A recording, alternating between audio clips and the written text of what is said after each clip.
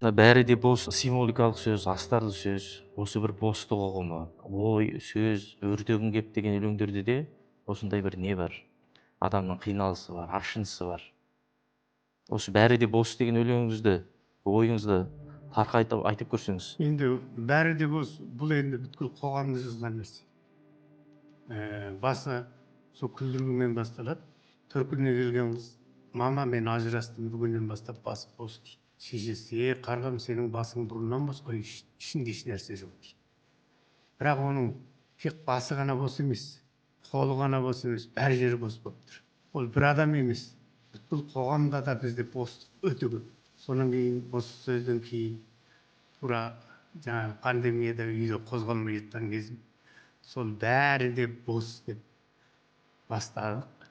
Бірақ енді соған бір ерекше бір шабыт келді. Бәрі де бос, сол жаздым басынан бастап аяғына дейін қоғамдағы жаңағы сол жерде бір айтылып кетеді. Қалам да бос, халық игілігі амалған, далам да бос, бар байлығы тоналған деп.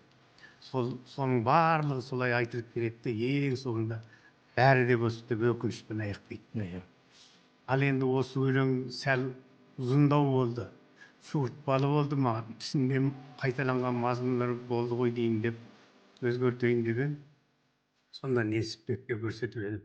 Мынаны шықты ма, мына үлкен шабытпен туған, бас аяғы да ұйқас, өзі үлкен алланың берген дүниесі екен. Осыны осы бойы шықмай қойыппыз. Біз жөні болады, осының киесіне тиіспе деп. Сонымен сәл ұзындау болса да, бүткіл осы қоғамдағы бос дүниенің барлығын айтып шыққан. Сонда бұл жерде жаңағы қоғамда сақталып отырған мәселе қайшылық, содан кейін адамдардың ішіндегі жаңағы жан дүниесінің бостығы, кейбір істелмей жатқан көптеген қазақи жұмыстардың барлығының бос тұрғандығы осының ішінде айтылады. Сонда сол үлкен бір шабытпенен келген, сол пандемия кезінде жазылған бір бәрі де бос деген өлең соған қозғалған жоқ, қалай шықты сол бойынша бастар.